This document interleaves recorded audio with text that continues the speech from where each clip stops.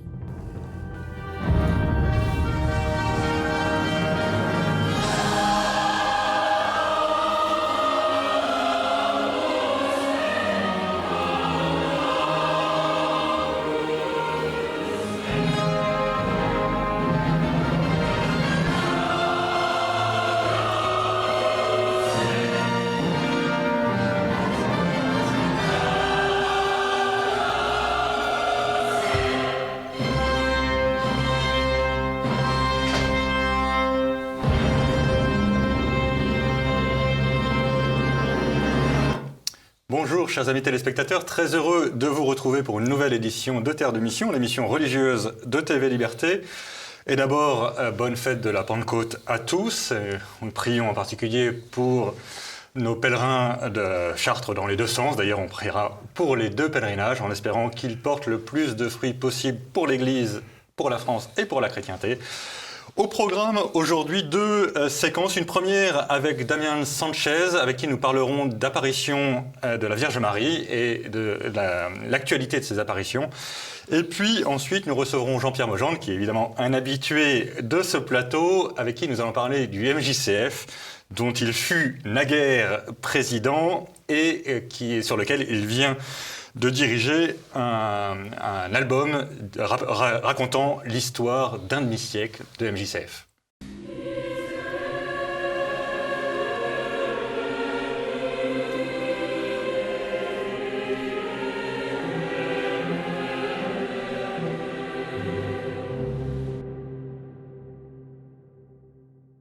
Eh bien donc nous revenons sur le plateau de Terre de Mission et j'ai le plaisir d'accueillir Jean-Pierre Mogendre. D'habitude c'est plutôt lui qui reçoit, mais je suis ravi de le recevoir pour une fois comme invité.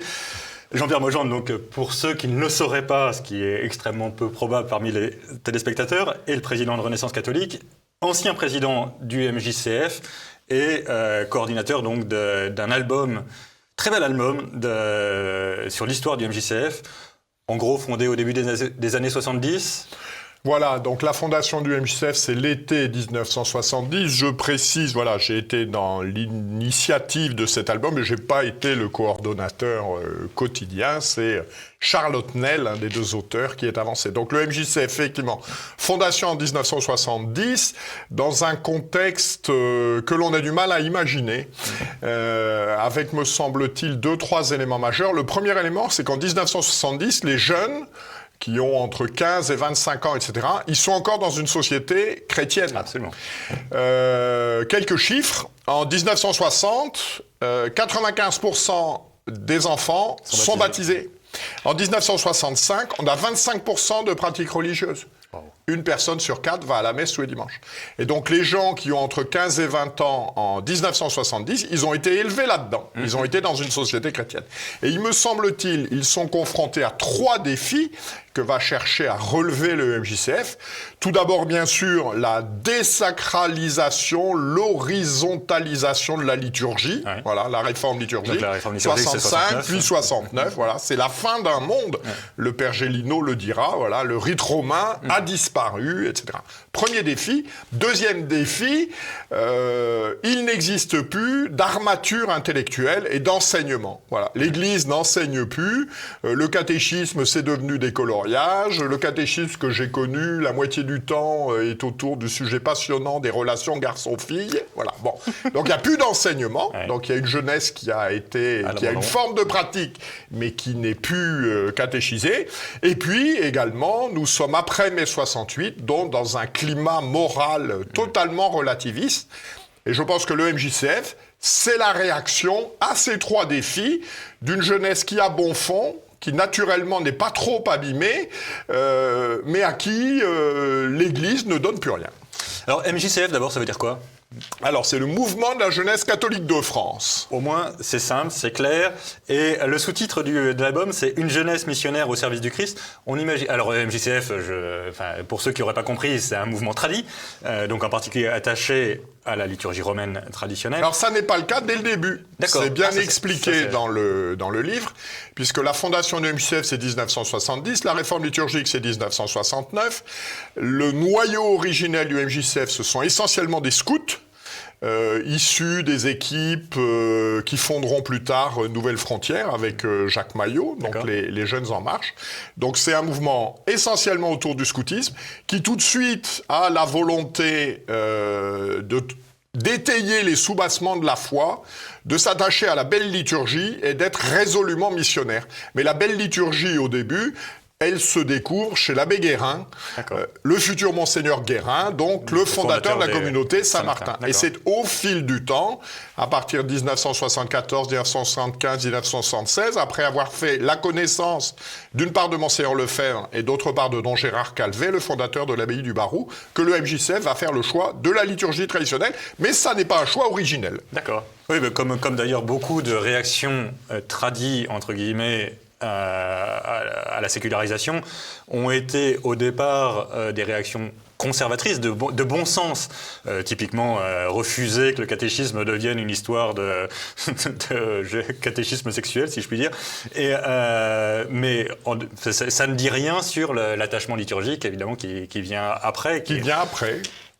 Alors, on découvre au fil des pages de cet album des figures, certaines figures dont on s'attend à ce qu'elles y soient, d'autres figures dont on ne s'attend pas du tout à ce qu'elles y soient. Enfin, je prends des exemples un peu au hasard, mais dans les figures auxquelles on s'attend qu'elles y soient, il y a plein de prêtres qui vont des fondateurs d'Avrier, en passant par la Grâce, donc les abbayes ou des communautés traditionnelles. Et ça, c'est tout à fait logique. Mais Monseigneur Lebrun, par exemple, c'était un peu étonnant de le trouver dans ce contexte. Alors, c'est étonnant. Nous l'avons connu. Moi, je l'ai connu au MJCF, puisqu'il était responsable de l'équipe nationale liturgie. D'accord. Donc, aujourd'hui, il est archevêque de Rouen. Et justement, lui, il fait partie... Alors, il est d'une famille, il le dit. Son témoignage est très beau, très émouvant. D'une famille très religieuse, très pieuse, très catholique, etc.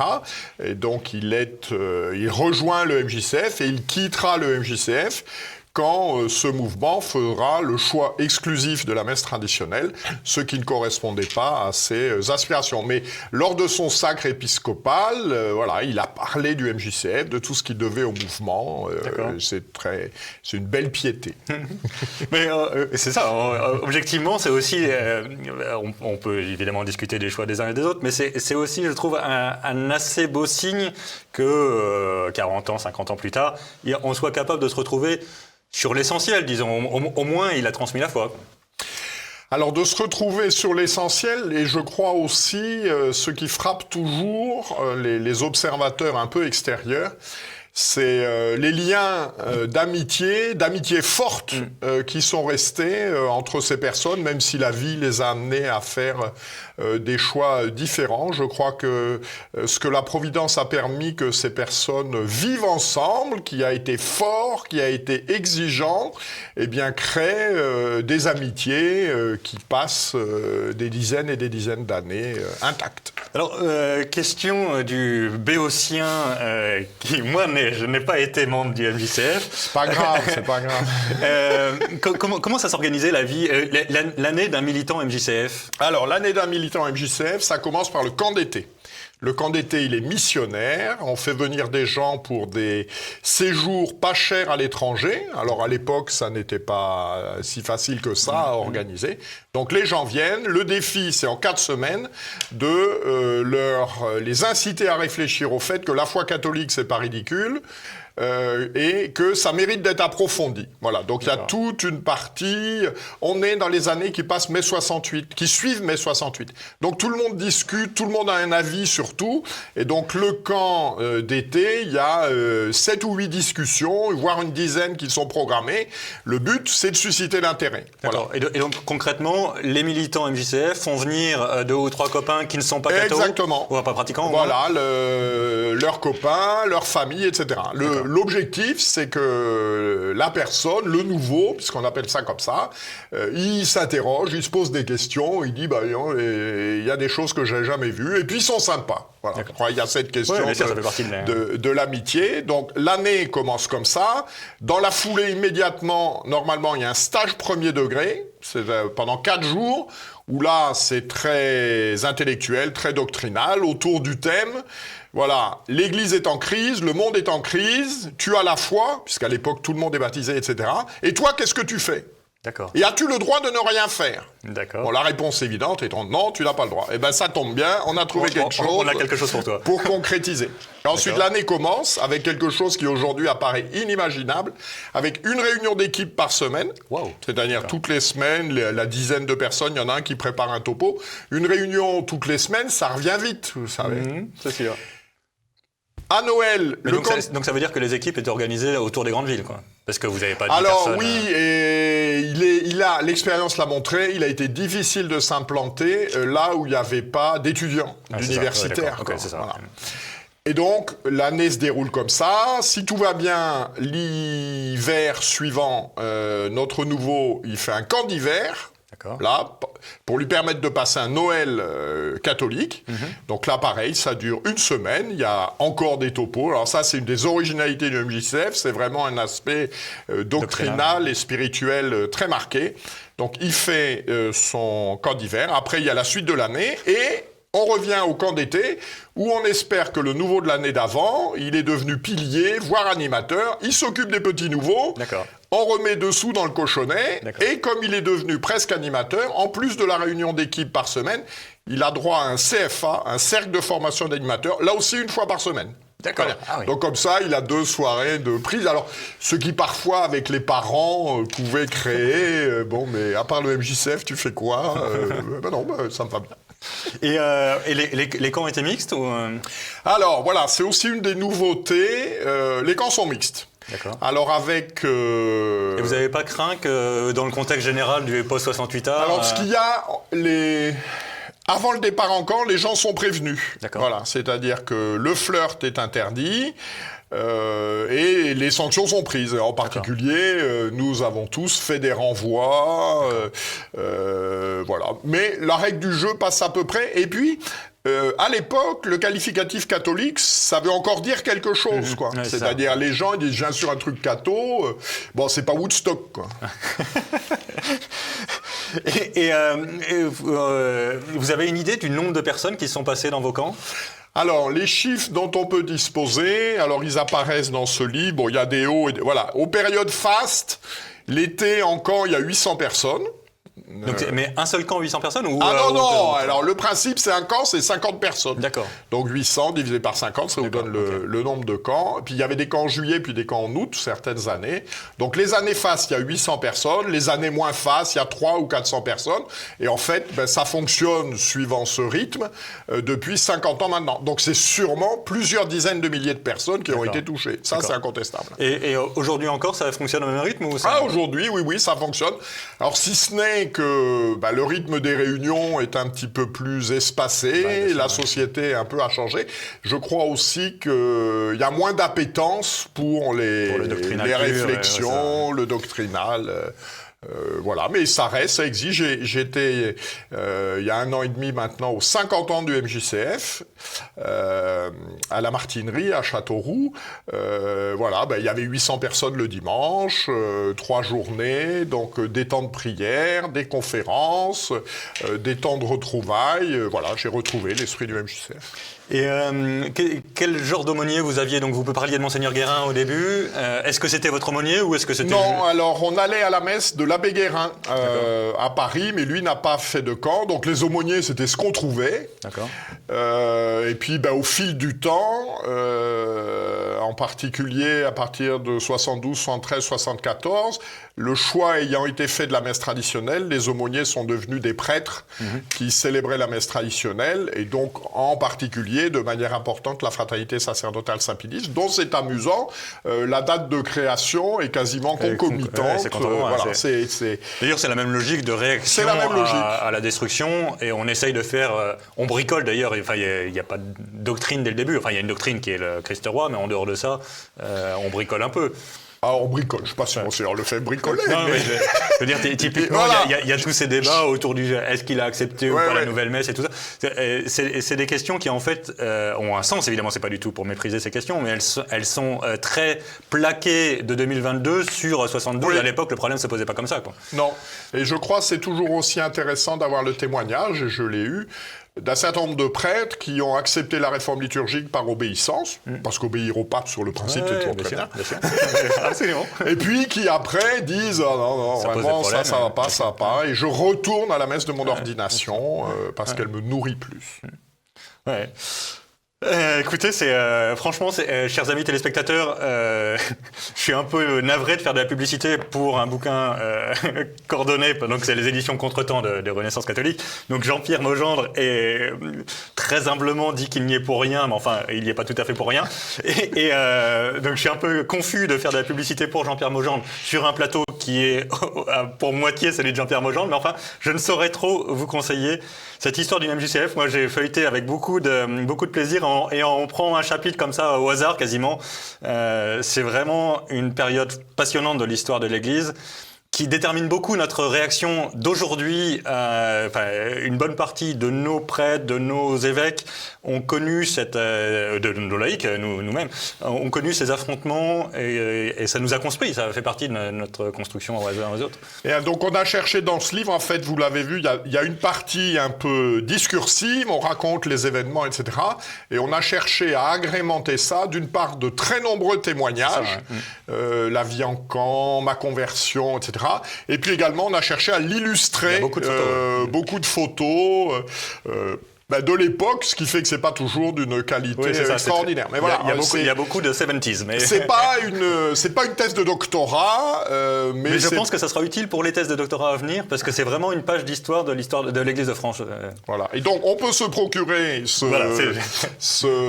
livre. Alors, sur le site de Renaissance catholique, renaissancecatholique.org, ou en envoyant, puisque le livre est à 28 € plus 5 € de port, voilà, 33 €, 25A rue Montebello à Versailles. Voilà, je crois que vous serez content, vous ne serez pas déçus. Vous ne serez pas déçus, absolument. Merci beaucoup, cher Jean-Pierre. Merci, Guillaume. C'est ainsi que s'achève notre émission. Nous nous retrouvons la semaine prochaine. D'ici là, que Dieu nous garde.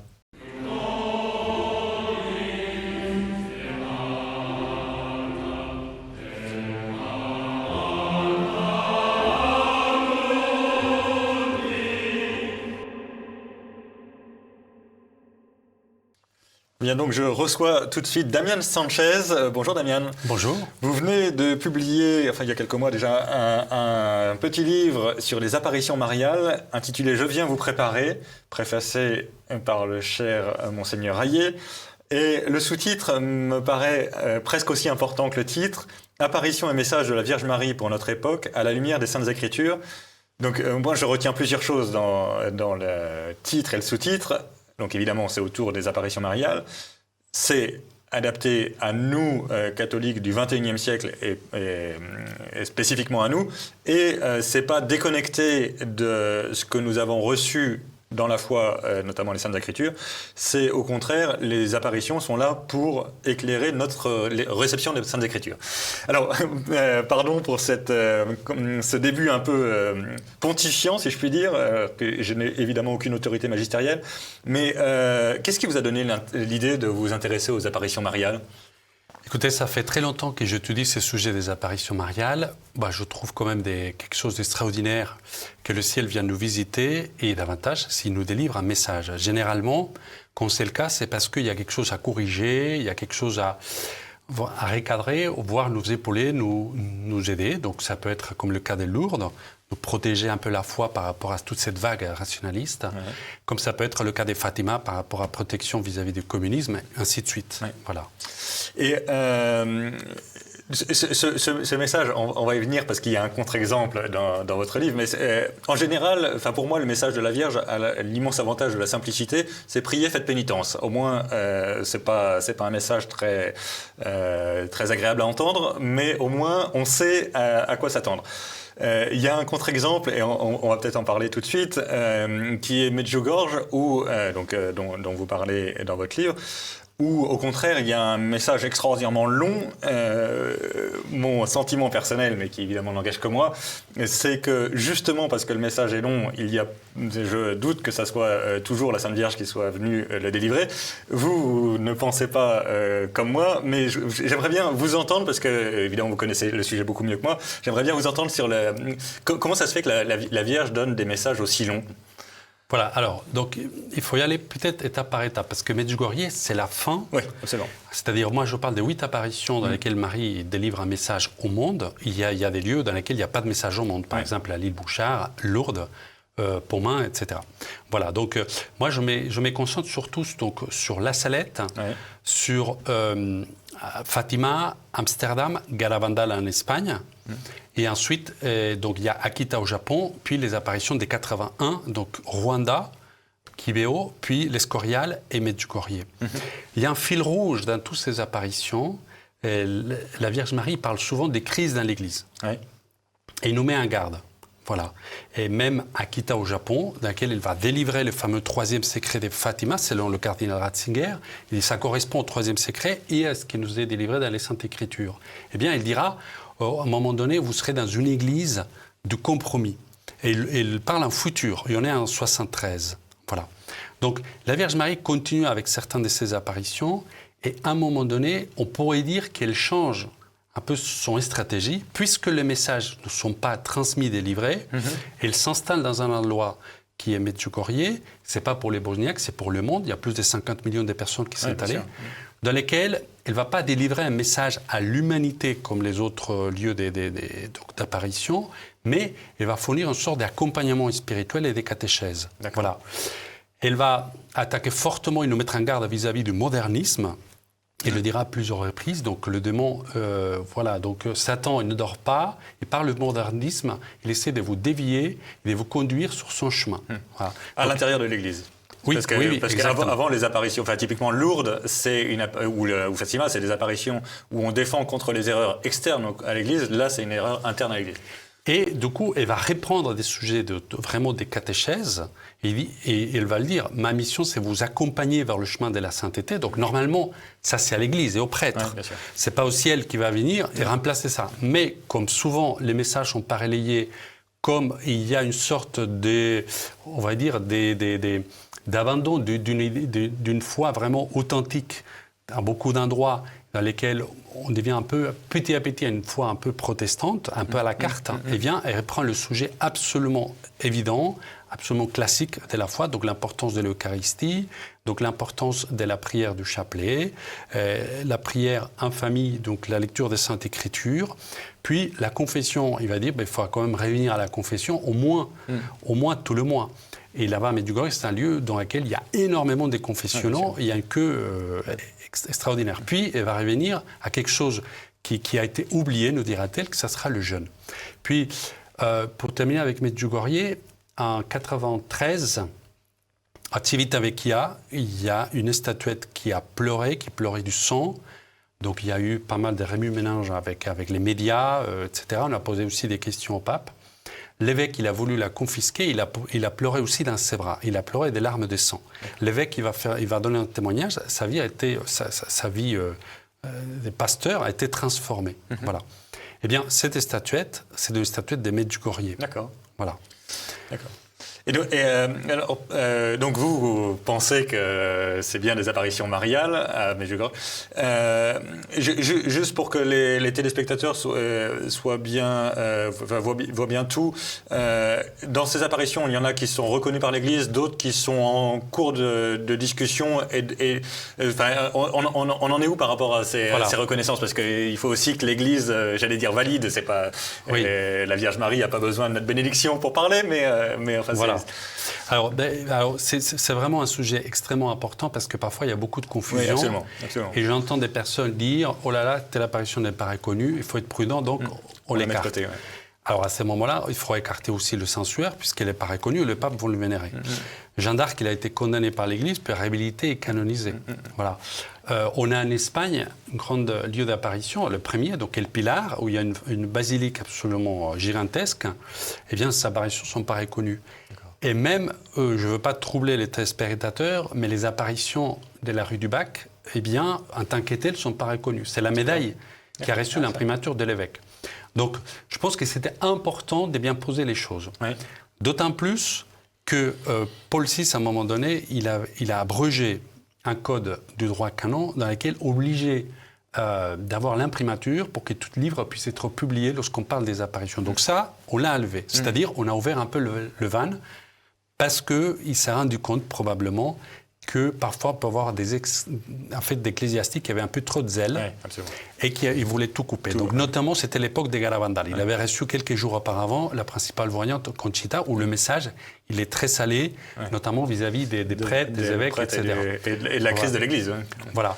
Donc, comme Monseigneur Hayet évoque dans la préface du livre, eh bien, il y a les lieux reconnus, puis le lieu des réputations reconnues dans lesquels il y a des ecclésiastiques qui vont. C'est un lieu de pèlerinage, c'est un lieu de grâce, c'est un lieu dans lequel on vit les sacrements et tout ça. Après, il y a les lieux condamnés par l'Église. Oui, bien sûr.